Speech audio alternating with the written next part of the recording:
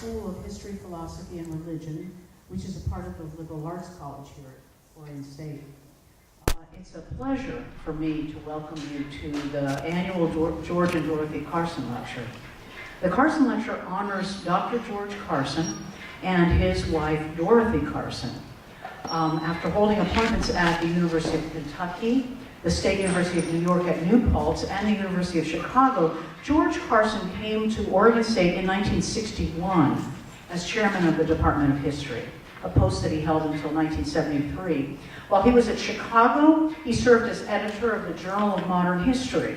He wrote several books in his specialty, Soviet studies, and he co-authored a widely used Western civilization text. He received the OSU Alumni Distinguished Professor Award, which is the highest award that OSU bestows on a faculty member. He retired in 1980 and died several years later in 1983. His spouse, Dorothy Carson, earned an MAIS, that is a Master of Arts in Interdisciplinary Studies, in 1970, and worked with the OSU, I'm sorry about the explosions in this mic, and worked with the OSU Fisheries and Wildlife Department as an editorial assistant for the Journal of Wildlife Management. She survived her husband by 19 years and died in 2002. Professor Gary Ferngren, who's currently, where are you, Gary? Currently the chair of the Carson Lecture Committee, knew the Carsons well and remarks that George and Dorothy were a natural pair and nobody could speak of one without the other. Both were active in civic affairs and were beloved both on campus and in the community. The School of History, Philosophy, and Religion honors the memory of this couple with an annual lectureship that since 1981 has brought historians of national and international repute to Corvallis. This year we're very fortunate to have Professor Nile Green here to offer a lecture on a fascinating cultural exchange in Jane Austen's London. Dr. Green is professor of South Asian and Islamic history at UCLA, and his large handful of books have been widely and glowingly reviewed in such fake news outlets as the New Yorker, the New York Times, the New York Review of Books, the Los Angeles Review of Books, and the Times Literary Supplement, which actually I'm not sure that can be categorized as fake news since our major fake news monitor probably has not seen it. Professor Green has identified his own overriding mission as bringing global history into conversation with Islamic history. He traveled widely before and after taking degrees at the University of London and at Cambridge University.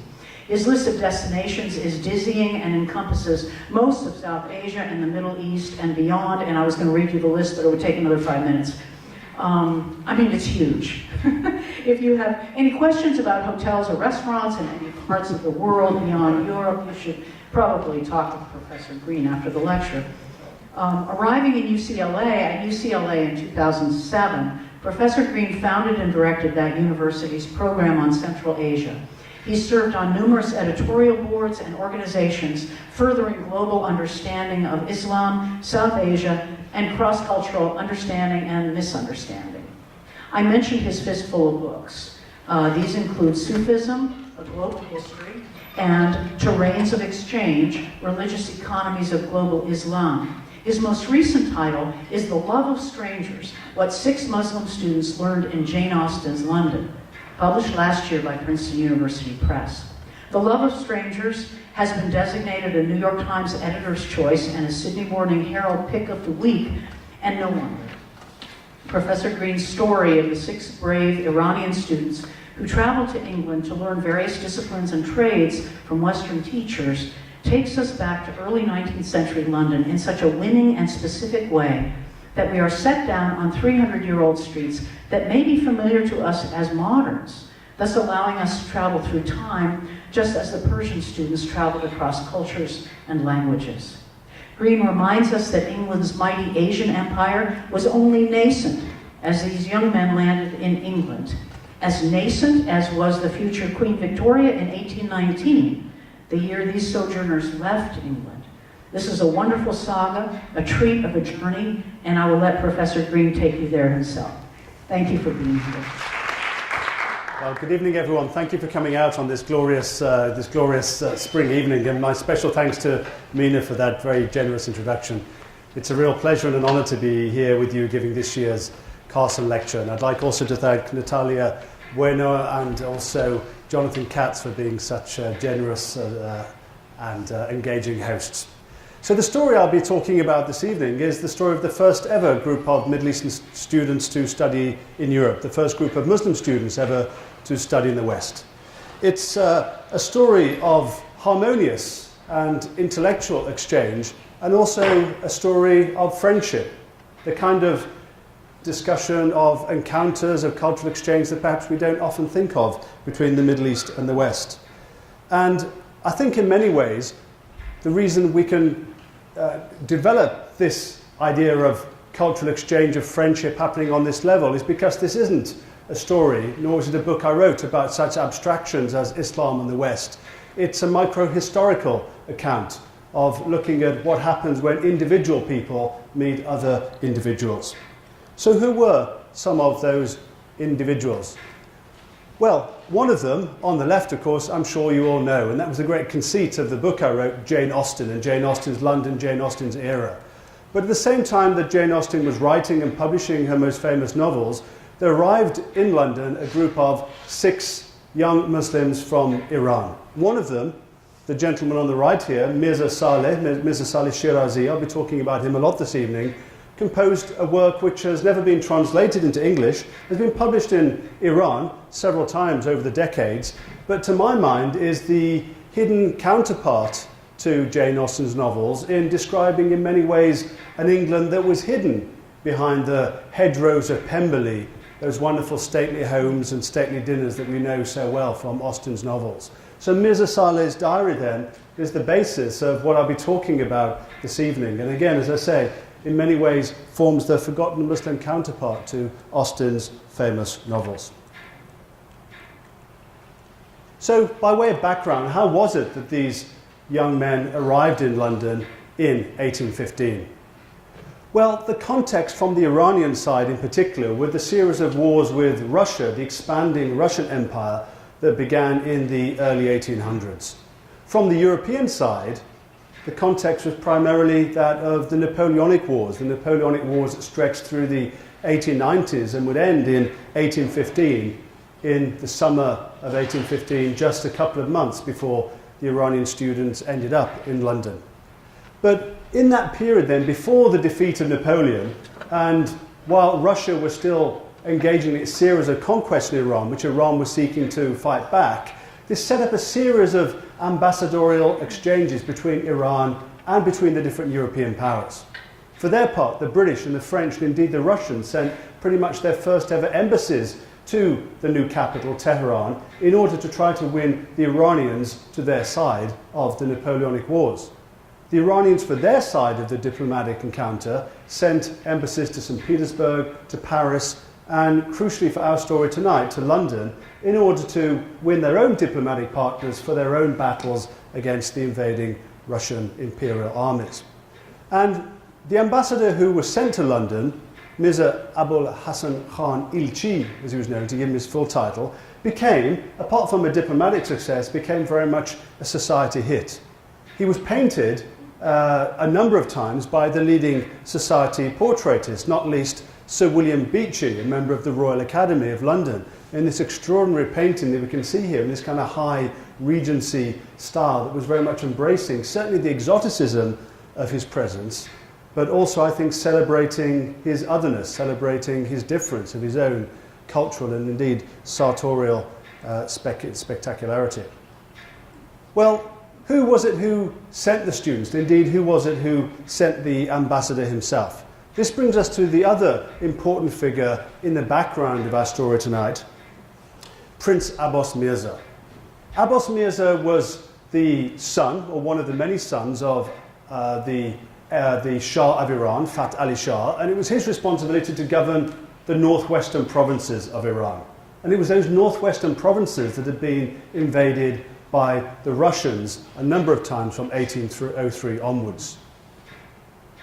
On the one hand, Abbas Mirza was, of course, terrified by this invasion of this new conquering imperial power. He wanted to acquire means to defend his own country. But on the other hand, through that very encounter with the Russians, not only militarily but also diplomatically, he learned of the new sciences, military and otherwise, that were being developed in Europe, and on Europe's edge in that case, the place where Russia met with Iran. He decided, Prince Abbas Mirza, to adopt a new policy. He took the name and the idea from the Ottomans, and that policy was known as the Nizam-i-Jadid, literally the new order.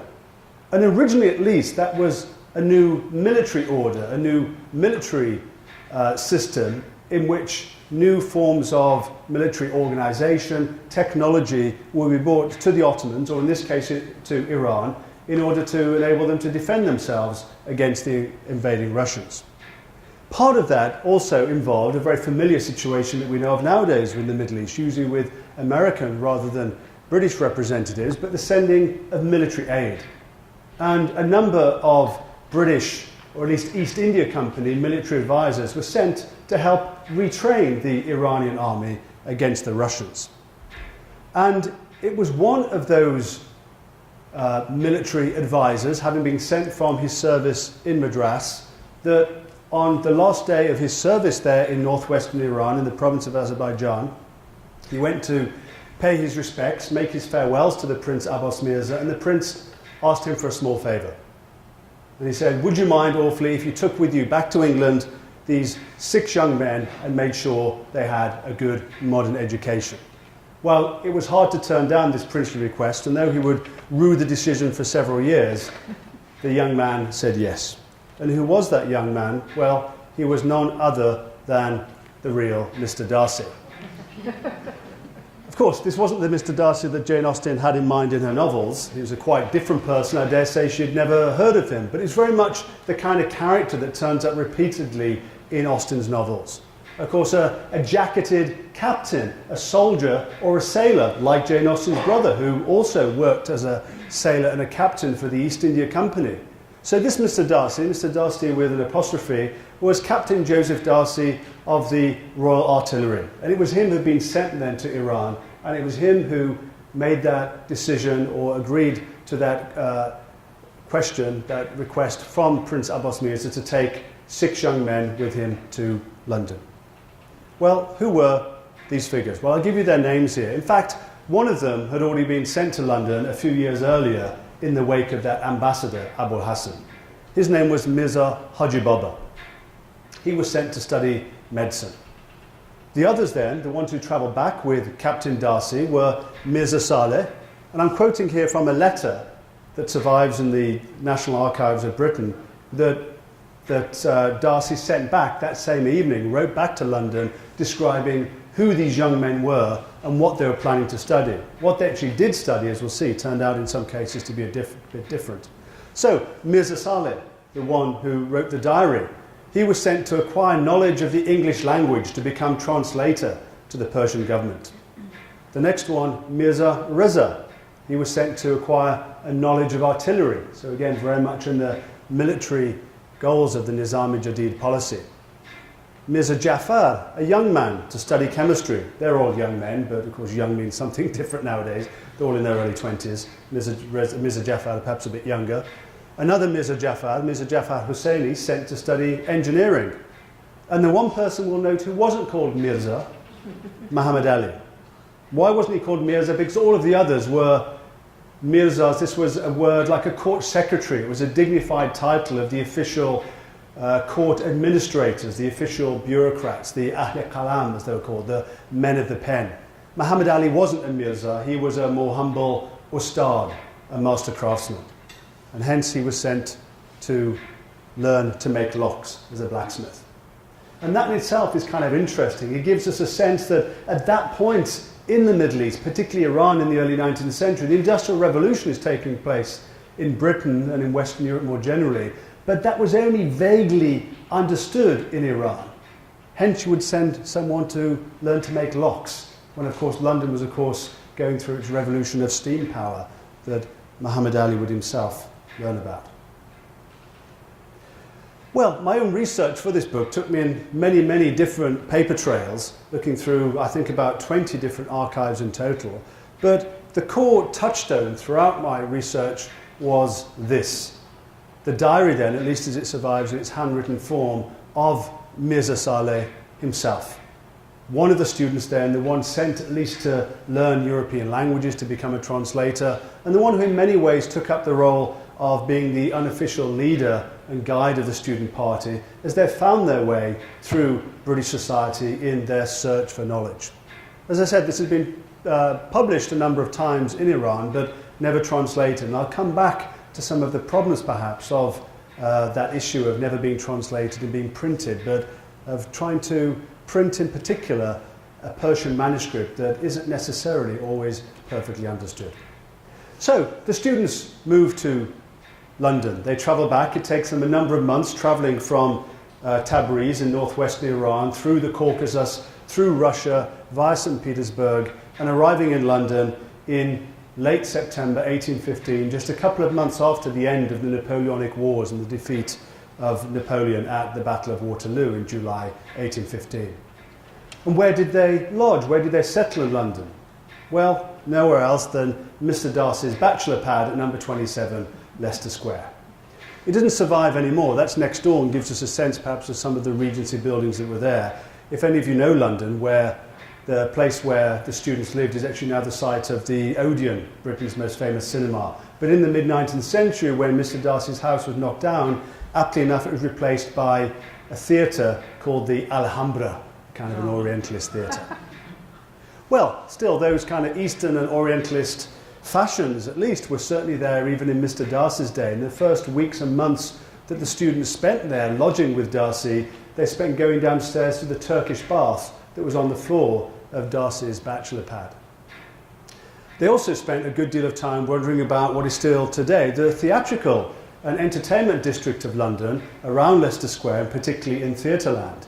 They went to what is still there today, the Theatre Royal in Drury Lane in Theatreland in London, and spent what seems to have been a good deal of money there and a good deal of money at the very fashionable and certainly very expensive coffee shops around London in that period.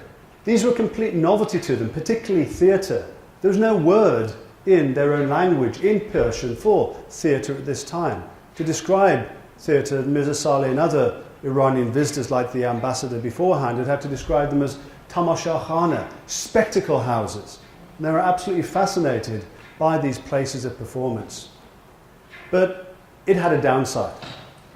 Of course, they were going out, presumably every evening, like many young men in London, students or would-be students, and they were rapidly running through the money that Prince Abbas Mirza had given to Captain Darcy to supply them with an education.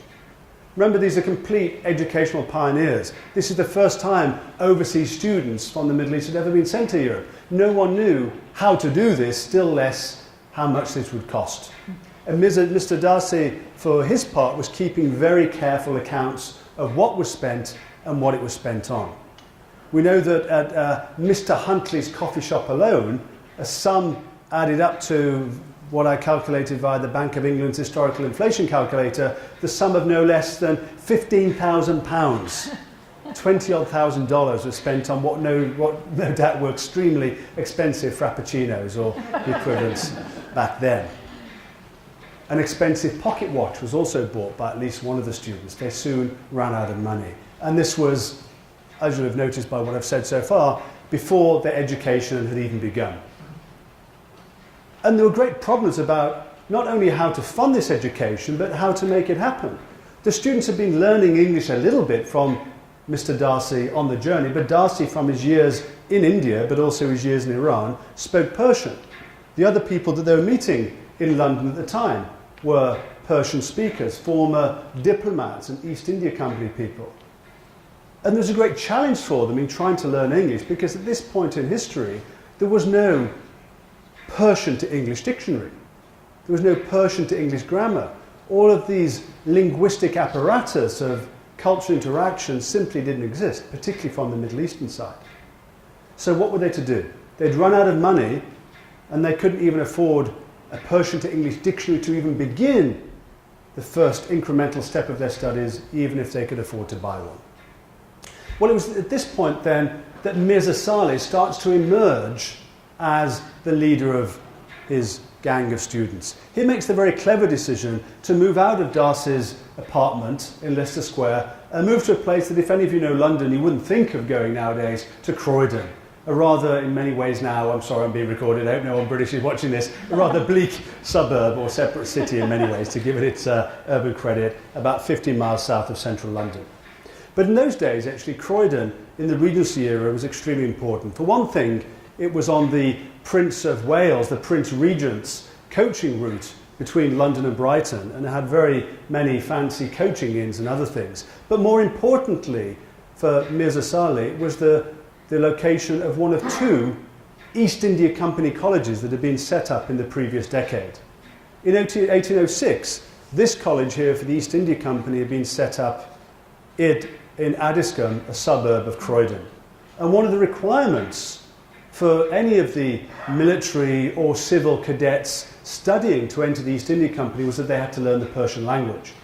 Because until 1837, Persian remained the administrative language of India under the East India Company as it was expanding its domains in this very period. What we have here then is a Persian examination paper from the archives of the East India Company College that students from the school would have been expected to pass. What Mirza Salih very cleverly engaged in then is something that many overseas students still do today, and I've done myself once or twice in my time, the language exchange. He would teach Persian in exchange for lessons in French, English and Latin, the languages that he wanted to learn, and indeed that certainly in terms of English that his fellow students also needed to learn as well. Once they'd earned enough money, at least partly from these teaching the often very well-heeled young gentlemen at the East India Company College, but also from selling a number of the fashionable shawls, cashmere shawls, or their equivalent Persian shawls, that Mirza Salih brought with him from Iran. The word shawl enters the English language from Persian in this very period. Once they'd saved a bit of money, they decided to employ one of the professors from the college to teach them English. And who more apt a person to teach you English than someone who claimed at least to be the direct descendant of William Shakespeare. Not the Bard of Avon then, but not the Swan of Croydon, but the Swan of Avon rather, the Swan of Croydon, Professor John Shakespeare. For his part, Shakespeare was interested in this arrangement because at the time he was compiling his dictionary of Hindustani to English. And Hindustani, the language we would now call Urdu, contains a very large proportion of Persian vocabulary. That said, unfortunately, the exchange didn't turn out altogether too well. John Shakespeare, he was actually a farmer's son from the Midlands, but he claimed to be descendant of William Shakespeare. But he was a man of great pride in his own right and felt that he was being underpaid and undervalued by as he saw it, the haughty students. When he came to write the term Mirza, remember the title of one of the students in his dictionary, he wrote for it a secretary or arrogance. So, the students themselves, though, were writing their own letters from Croydon at this time. The Persian gentleman's compliments, as they say, when they wrote up to Mr. Darcy. We can gather by this point then that their language lessons were going altogether pretty well, I think. They hadn't quite mastered the apostrophe at this stage, but then, I must say, neither have many of my undergraduate students. So, plus ça change. But nonetheless, as time went on, the students managed actually to learn kind of a really wonderful and extremely elegant, not only handwriting style, but a wonderful compositional style as well. They also took a great interest then, as they mastered the English language, in things that they hadn't been sent to study, but were things that were in many ways they found as a kind of cultural middle ground in the period. Many of the theatre plays that they meant to were in fact what we would now think of as Orientalist theatre.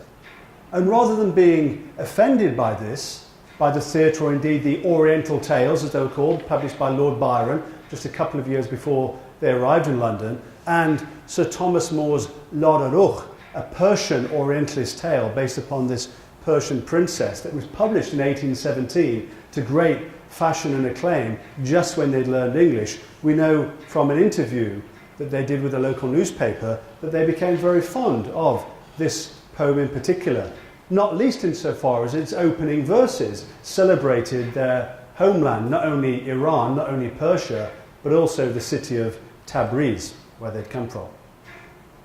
So having learned English, they realised now that they were in a position to actually do some formal studying, except that they hadn't got the right social connections, and certainly they hadn't got anything like enough money to pay for an education.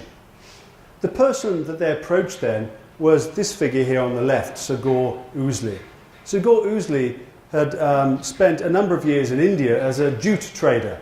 Then, having learned Persian there and studied with a number of Muslim scholars in the city of Lucknow, he was employed as an ambassador to Persia. Mirza Salih had in fact travelled around with his embassy for a few months as a lower-ranking secretary or scribe some years earlier. Mirza Salih then decided to look up Gore Ouseley in London, and we know from his diary that he regularly, or all of the students regularly started to come to dinner and actually eat early versions of what of course becomes England's national dish of curry and not quite chicken tikka masala, but certainly the 18, 16, 17 versions thereof. And these were very fancy neighbourhoods in which they were moving. Here on Bruton Street in Mayfair, a certain Elizabeth Windsor, future Queen of England, would be born there a century later. It was no less a prestigious quarter of London even then. And it was through Sir Gore Ouseley's help and connections that the students were eventually set up and indeed had their education not only arranged but also paid for through the various connections of Sir Gore Ouseley. Two of the students then were sent to the Royal Military Academy on the south bank of the Thames in Woolwich. And the person who was put in charge of overseeing their studies, the two of them who were sent there, Mirza Jafar and Mirza Reza, was this figure here, Colonel William Mudge. Those of you who went to Britain at any point before the invention of Google Maps or smartphones might have noticed a peculiarity of British cartography, that British maps are always called Ordnance Survey maps. Have you ever noticed that? Well, why was that? Well, ordnance, of course, means the same in British English as it does in American English. Weaponry, and kind of bullets and so on. And the reason why the maps were called Ordnance Survey was because it was the Royal Artillery, and specifically Colonel William Mudge of the Royal Artillery, that in the early 1800s, in the context of the Napoleonic Wars, the first detailed maps of Britain were laid out for the purposes of national defence. And they were called the Ordnance Survey maps. And Colonel William Mudge, in doing so, was employing the latest and newest cartographical techniques, of much more accurate techniques of surveying the land and creating very accurate, much more to scale maps. The students learned that, and one of the students, Mirza Jafar, would actually later on become the Persian representative to the Ottoman-Iranian Boundary Commission that drew the border that more or less, apart from its southern part, still divides Turkey and Iran to this day. Another person who was there at the time, Sir William Congreve, teaching at the Academy. Congreve was important for having invented, via earlier Indian precedents, having invented the first modern form of battlefield, but also gunship artillery, Congreve's rockets. Out of interest, how many of you have heard of Sir William Congreve and his rockets? A couple, yeah. What if I said, if I can get this right, I'm only recently naturalised, forgive me if I get it wrong, the rocket's red glare, bombs bursting in air. Yeah, those over Fort Baltimore in the War of 1812, if I remember correctly, were indeed Congreve rockets.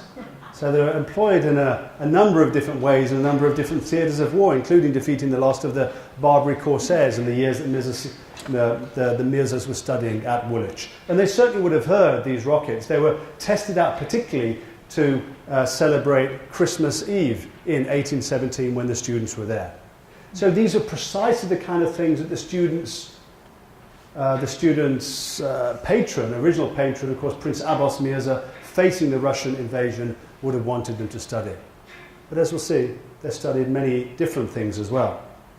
Another figure, again, the context of the Napoleonic Wars, two of the students had come to study medicine. And the particular medicine that they ended up specialising in was surgery. Nowadays, I think, we tend to think of surgery as being, kind of the upper echelons of the medical profession. In Britain, as indeed in the Islamic world and many other societies, to be a surgeon for most of history was little above being some kind of human butcher. In Britain for centuries, surgeons have been effectively the same as barbers and operated out of the same buildings. That had begun to change just a couple of years before the students arrived in London. In 1800, the surgeons had got royal patronage and had the foundation of the Royal College of Surgeons. In 1813, to fit the social ascent of the surgeons, they had a grand neoclassical college building built for them, the Royal College of Surgeons. Mirza Salih describes it in his diary. Mirza Haji Baba and Mirza Jafar, the two medical students, had taken him there. And who in particular were the two medical students, Jafar and Haji Baba, studying with, but someone called John Shaw, Dr. John Shaw, and another figure, Dr. John Babington. We have the letters that survive in the National Archives in London, which gave me a sense of the precise things that those two medical students were learning, what they were learning, who they were learning with, and where they were doing it. And why have we got this rather gruesome image here? Because what it was that they were actually learning were new techniques of surgery, and particularly of amputation, that had been tested out on a massive scale just in that summer before the students had arrived in London at the Battle of Waterloo.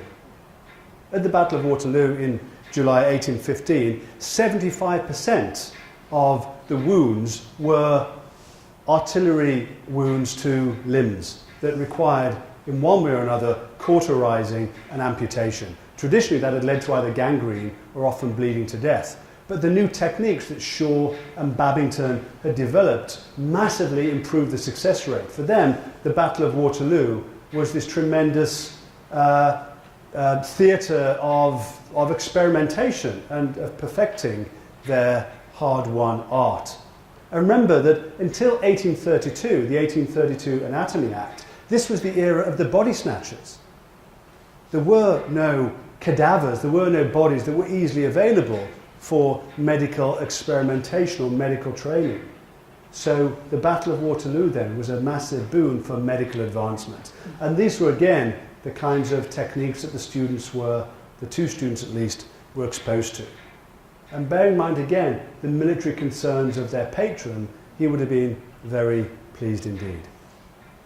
Where was it they studied? Well, again, as I mentioned, in the Middle East, in the Islamic world at this time, the term for a surgeon, jarrah, was a term that denoted still a low social status, had it had done in Britain. But the place that they were studying medicine had been recently opened, and it was this place here, St George's Hospital in London. It's a pretty grand building, as you can see, and it was a pretty grand address. Marble Arch, it's still there today. Right opposite, there was a house of a certain person, the hero of the hour and future Prime Minister, the Duke of Wellington, who had recently defeated Napoleon. He'd built himself his grand house, which is still there. St George's Hospital isn't. And that house, Apsley House, had no lesser an address than number 1, London. So, again, you can imagine that the two medical students were really getting a new sense of not so much their own importance, but the importance and the dignity of what they were studying, of surgery in particular. It was also this hospital that some years later, through the studies of anatomy that they were doing, and the specialist studies in surgery, and of course the understanding of anatomy on which it relies, that this was the place where a certain Dr. Gray, author of Gray's Anatomy, would teach, and where Gray's Anatomy was written. So they were, if you'll forgive the dreadful pun, there'll be a few more, at the cutting edge of medicine. But it wasn't only at the cutting edge of medicine that the students were exploring in this period, as I say, is the Industrial Revolution, it's also the Scientific Revolution. One of the other figures that Mirza Jafar, whom I've already mentioned, and Mirza Salih the Diarist, Mirza Salih was very keen to meet this figure here, Sir William Herschel. That section in the diary was for me one of the great linguistic puzzles of this research project, because as Mirza Salih describes the meeting with Sir William Herschel and of going into his backyard to see this gigantic telescope, a couple of words cropped up in Mirza Salih's diary in the Arabic script that, try as I could look up in dictionaries, I could not find what they meant. Jarjam Sidis, it said.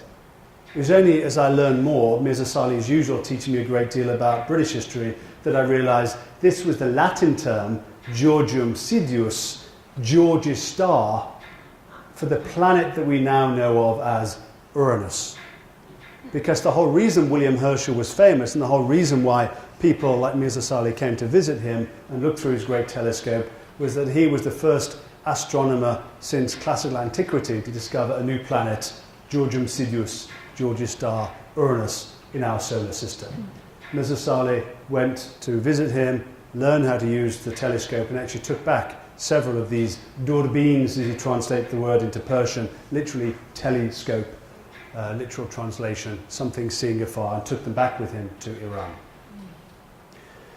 What of our ustad? What of our craftsman? What of our student from lower down the social ladder? Well, this ustad, our master craftsman then, he wasn't hanging out in these social circles of Sir this and Lord that. He was staying in places like this. This is an early 19th century locksmith's shop that still survives in Bliss Till Industrial Museum near Ironbridge in Britain. And this is a kind of much more oily and dirty environment in which he would have been working. But nonetheless, he was still exposed there to, in many ways, perhaps the most important and revolutionary changes of the era, not least the steam engine. Ustad Muhammad Ali, then, having been sent, if we remember, just to study locks, in fact, ended up being one of the first Muslims ever to learn how to use a steam engine. He actually took one back with him to Iran on his return in 1819. He also became exposed to a very different set of politics as well. One of the two people who was apprenticed to was a certain John Galloway, and Galloway had been one of the founding members a few years earlier of the London Corresponding Society, which is often seen nowadays by labour historians as being the first trade union. So he was in much more this circles of radical craftsmen and inventors. But what about Mirza Salih in particular, and Mirza Jafar? Remember, Mirza Salih had wanted to study languages. He was sent to be a translator to the government on his return. And he was very much involved in that task, and staying as he was and moving as he was among those upper class circles of Sir Gore, Ouseley and others, he aspired to be the first Iranian, indeed the first Muslim, ever to study at either Oxford or Cambridge, the only two universities in England at that time. But there was a bit of an obstacle. Mirza Salih, as I mentioned, was a Muslim. He was a Shiite Muslim. And this was a period when even if you were a Catholic or a Baptist or a Unitarian, let alone a Muslim, you couldn't study at Oxford or Cambridge. You could only study if you were a member of the Church of England, a sworn Episcopalian, as we would say here. So he found some way around that.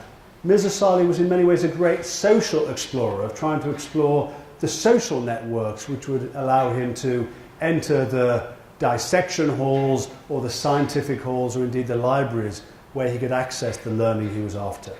He made an introduction then through people he knew in London to this figure here, Professor Samuel Lee. And this indeed is one of the letters that Samuel Lee, who had studied Persian as well as Arabic and a whole range of other languages, exchanged with Mirza Salih. Because Samuel Lee was not only an Orientalist, was not only a language expert and indeed the professor of Arabic and Persian at Cambridge, a job he got actually. The testimonial letters still survive in the university archives at Cambridge, the testimonials written by Mirza Salih and his friends attesting to his skills in Arabic and Persian. But he was first and foremost not only a language expert, but an evangelical Christian who was dedicated to translating the Bible, particularly the New Testament, into all of the languages of the Islamic world, and in particularly Persian as the key literary language, as it was understood then, of not only Iran, but also of India. So one might have thought then that our Shiite Muslim visitor from Iran and this evangelical Christian dedicated to converting all of the heathens, as he saw them, of the Middle East and Asia, one might have thought they wouldn't get along. In fact, on the evidence of Mirza Salih's diary and the many subsequent letters they exchanged for years afterwards, they became fast friends.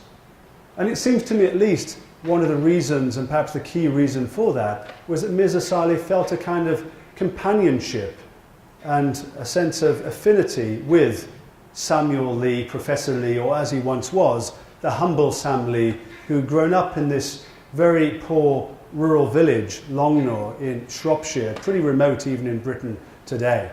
He was, if I remember correctly, the seventh son of a poor family of carpenters. And he was going to grow up like his father and his grandfather to be a carpenter there in the local village of Longnaw, where even in that church there, the initials when I went there of his grandfather, Richard Lee, was carved there on the pews in the church. That was the life he was destined to live. But Samuel Lee, at one point when he was young, managed to pick up from the nearby town of Shrewsbury, where a few years later at the school there, Charles Darwin would be studying. He picked up a Latin primer. And then he picked up a schoolboy's second-hand copy of a Greek primer. And then he managed to pick up from a local Orientalist of Shrewsbury a Persian primer.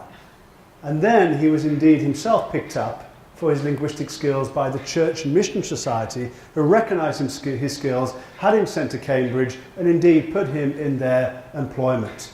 So this kind of rising through society, but also being committed to learning and learning languages, Mirza Salih certainly seems to have felt a great affinity and friendship with Samuel Lee. Through Samuel Lee, then, Mirza Salih had various doors open to him at Cambridge. He visited various libraries together with Mirza Jafar. They went to Christ's College and sat under the tree that John Milton had planted. Mirza Jafar was a particular fan of Milton's Paradise Lost itself, which describes Tabriz, their home city. And we know from an interview with one of the local Cambridge newspapers, the Cambridge Chronicle, that Mirza Jafar took away with him a leaf from Milton's tree at Christ's College, Cambridge, and perchance even, we don't know, replanted that when he went back to Tabriz that Milton had described. So they had an altogether enjoyable number of visits to Cambridge, but they were never able, of course, to formally study there. So they tried their luck in Oxford. And who did they try their luck with in Oxford but Samuel Lee's Oxonian counterpart, Dr. John David McBride of Magdalen Hall, the Oxford reader of Arabic, as it were, the associate professor of Arabic, but a rising star who was indeed at that time the president of Magdalen Hall, one of the colleges of Oxford. It's now Hertford College, for those of you in Oxford. McBride's an interesting figure. When I was reading through the various Persian editions of the Diary of Mirza Salih, one of the problems I constantly came up with was the spelling in Arabic script of the names of the various people that Mirza Salih met. Because Mirza Salih had, of course, written this in Persian in the Arabic script, but when that had been transcribed and printed in the various printed editions, the dots and some of the strokes of the handwritten version got shifted. So a name like Dr. McBride of Oxford becomes Dr. Bakrid of Oxford. And there are many of these orthographic puzzles that I had kind of great pleasure and no less perplexity in cracking. But when I did, I was able then to open up the two sides of the story. And we know then that Dr. McBride, rather than Bakrid, he was himself at this time then invested in translations of the New Testament, not into Persian, but into Arabic. He was also invested in writing a whole series of tracts trying to undermine the claims of the Quran and the claims of Islam in general. Mirza Salih, unlike Samuel Lee, Mirza Jafar didn't take a great liking to the rather dour, as we can see here, figure of McBride, and realising they had no chance of attending Oxford, attending a degree ceremony at least, which they described as full of meaningless pomp and circumstance, so they decided instead to leave Oxford, having at least had a wander through the Bodleian Library, the door there to the Bodleian at the left, and they left. Where did they leave from? Well, the building is no longer there, but there's a blue plaque marking it, the Star Inn. Again, that was actually described in Mirza Salih's diary, the Star Inn, and they took the coach there, leaving the university city for pastures new, again on their search for learning. Well, a few years ago, when I was in Boulder, Colorado, of all places, was it Boulder? Yeah, I think it was Boulder. No, Denver, Colorado. I went to, as I do sometimes, the local transport museum. And what did I find there? It seems the only surviving stagecoach of the time, and not least the stagecoach that ran on the very route in the very years that Mirza Salih and Mirza Jafar made their rapid exit from evangelical Oxford along the stagecoach route to Cheltenham. So maybe that's the very stagecoach they sat on. Certainly Mirza Salih was really fascinated with stagecoaches, with roads, and with indeed the whole apparatus of communication that he saw as actually underlying, being the infrastructure of knowledge, the knowledge revolution, the scientific and ultimately industrial revolution that was transforming Britain and ultimately the world in that time. So we have these quite lengthy accounts of stagecoaches, postchaises as he calls them in Persian, from the French of course, in his diary. Well, it's time for a few more puns. This is the point when, moving from Cheltenham, where of course Jane Austen had died just a year before they went there, in 1817, Jane Austen had died in Cheltenham. They couldn't then become part of Jane Austen's salon. Of course, she had no such thing. Jane Austen herself wasn't a well-known figure. She mostly published anonymously through most of her life. But they actually went into the literary salon of a much more famous writer of the period, Mrs. Piozzi, close friend and indeed biographer of Dr. Johnson, society wit and society hostess. And when they went to Bath then, they dined with her. She left an account of Mirza Jafar and Mirza Salih with their impeccable table manners, with their outrageous flirting with the ladies at the dinner table all evening, as Mrs. Piozzi described it. And they were indeed a society hit. The Bath local newspaper described them taking the waters, walking up and down the streets of Bath, where they were greeted and understood to be the Persian princes rather than Persian students. And one of the reasons for that, one of the reasons for them being such a hit in what was then, of course, the fashion capital of Jane Austen's England, of course, the place where she set a number of, at least scenes in her novels, was that the students were wearing what just happened to be, though I'm sure they used this to their maximum advantage, the key fashion implement of the period, what's called, in English from the French, a pelisse. And a pelisse is, at least in the feminine version, one of these mantles that in the more expensive versions, like Mirza Salih was wearing, having brought from Iran, were lined with fur. Hence my dreadful fun then of the fashion pelisse. Forgive me there. So, thank you. I'm glad I got a groan, if not a laugh. But nonetheless, this aspect of really learning to play up their exoticism, but also to do so in a way that was intelligible to the society around them. It was very much one of the ways in which Mirza Salih and Mirza Jafar learned to make friends with people like Mrs. Piozzi, but also, of course, learned to enter these high, not only scientific, but also literary circles as well. Soon they were back on the road.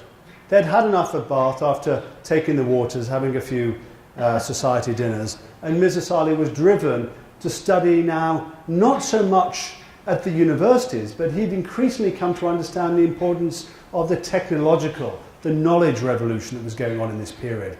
My second terrible pun, though at least this is a historical pun, it's not one of my own, was this figure, Thomas Telford, the great road builder of the period, who just a couple of years earlier had built the great pioneering modern road of the period with its macadamized surface. The great road going from London to Holyhead in Wales, which would connect London with the oldest British colony in Ireland. These roads then, not least the Bristol Turnpike, with many of these turnpikes, were described in Mirza Salih's diary with great interest and alacrity. And indeed, Telford's reputation then in the period was such that he was called, as I said, not my own pun, forgive me, the Colossus of Rhodes. Well, this was a kind of landscape that they were moving through at the period then. This is a more or less period picture from a decade later, or a little less than a decade, the view over Bristol, the countryside to which they were moving. But it was a countryside that was changing rapidly, and they knew that. That's why they were travelling through there, because it was an industrialising countryside. They went to a number of mills, not least this one here, Dunkirk Mills in the Slad Valley in Gloucestershire, lying between Cheltenham and Bristol, where they were heading. and they inspected there not only the cloths, but more importantly, the new machinery, the new steam engines that were, of course, the practical application, in Peter Jones's term, the fruits of the Industrial Enlightenment. Again, like so many of the new things that they were seeing, this new, brave new technological industrialized world, there were no words in their native language to describe these new things. Mirza Salih referred to the steam engines as charkhe bukhar, quite literally wheels of steam. And that's one of the reasons I've shown this image here. It's not quite from the period, it's from about 12 years later, but it's the earliest I could find, again, surviving, a real rarity surviving in an industrial museum in the west of England. And we can see here the great big wheels, of course, that were turning. It's no wonder, quite reasonable, that Mirza Salih would have called these things charkhe bukhar, as indeed other Persian-using authors would do. But the reason I've shown this other image too, from the great Soho manufactory in Birmingham, whose industrialization Mirza Salih himself described, we can see that at this period, this is a time, of course, when the word scientist has not yet been invented. There's not yet the great, as it were, the great divide between the sciences and the humanities, between arts and industrialization. And these steam engines then, as we can see here from this detail, indeed from the pillars there too, these were very much neoclassical creations then, cast iron, neoclassical architectural pieces in many ways. They're very much part of that Regency industrialized era. Well, they moved on to Bristol. They made a number of tours around Bristol, around various factories, and then one particular place they spent time was this building here. Like so many places of worship in Britain now, it's been converted into offices and will soon be, when I went there, it was in the process of being converted into apartments. But fortunately, I was allowed to go inside. And what's fascinating here at the Lewins Mead Chapel was that this was a place where Mirza Salih and Mirza Jafar together would initiate a series of encounters that would ultimately, I've argued at least, transform Unitarian theology. The Unitarians were only just then at that point coming out through the Trinitarian Relief Act, being able to actually found chapels and worship in the open. And here, and of course, what had been the great port Bristol of the first Atlantic British Empire, to have such a fine built Regency-style neoclassical building was a big achievement for the Unitarians themselves. Mirza Salih and Mirza Jafar took great interest in Unitarian theology. They translated the word Unitarian into Arabic, the Muwahideen, literally Unitarians. But for Mirza Salih and Mirza Jafar, someone who was a Muwahid was someone who recognized the unity of God, didn't break God down into a trinity. That's why the Unitarians, after all, were called Unitarians, not Trinitarians. And he took great interest in this. And indeed, together with Lan Carpenter, his Unitarian host there in Bristol, they had many theological conversations. Later, Mirza Jafar in particular, and possibly Mirza Salih, I don't know, they haven't survived, exchanged letters with Lan Carpenter. And bit by bit, in the months and the years that followed, Unitarian theology, and particularly the sermons that have survived by Lan Carpenter and by the other Unitarian and indeed other denominational preachers that they spoke to in their time in the West Country, transformed their vision of Islam and ultimately their vision of Unitarianism as a universalist religion. And what's more, Lan Carpenter in the years that followed would be host to a series of other Asian, in this case Hindu visitors, one of whom at least, Raja Mohan Roy, a Hindu who wrote in and spoke Persian. And they too, Ram Mohan Roy, founder of the first reformist Hindu association, the Brahmo Samaj, and later Sasipada Banerjee, decades later, another Hindu social and religious reformer. Both of them followed in Mirza Salih and Jafar's footsteps, and having already then paved the way for them, Lan Carpenter was much more open to receive these Asian visitors. Raja Mohan Roy would actually die in Bristol and be buried there. So Mirza Salih is becoming increasingly interested in theology, in modern versions of theology, various versions of theology, but he's also deeply interested, as I've said, in all of the infrastructures of this knowledge revolution. He's interested in roads. He's fascinated by newspapers. He describes the forms of advertisement, a word he has to transcribe into Arabic script, because again, there's no word for this at the period. The advertisements that fund newspapers. And most of all, he's fascinated by the phenomenon of printing. Because when he'd left Iran in 1815, no book had ever been printed in Iran in Persian or in Arabic. And indeed, only one Muslim printer, Ibrahim Mutafarrika, in Istanbul 50 years ago, had printed a small number of books and then printing had stopped. So when Mirza Salih had left Iran, no Muslim anywhere in the Middle East or anywhere else was printing books. Mirza Salih decided then, having recognized the absolutely fundamental importance of printing to the distribution, the spreading of knowledge, the whole phenomenon of the Enlightenment, of the Industrial Revolution, wanted to become the Persian Gutenberg. He decided then, having risen as one of the Ahl-i Qalam, one of the men of the pen, as a court Mirza who might get his fingers occasionally a little bit inky, but certainly not dirty, he decided to transform himself into one of the revolutionary tradesmen of the industrial era by taking up a printer's apprenticeship in what I eventually established was the workshop of Richard Watts on Fleet Street. The various printed versions had this name as Mr. Dance, Mr. Vals, Mr. Darts, all sorts of versions of the name, but it's certainly Watts, as Mirza Salih describes him in the original manuscript. And who was Richard Watts? Well, again, those strange ironies of the time and of these encounters, he was the official Oriental, as it was called, the Oriental language printer of the British and Foreign Bible Society.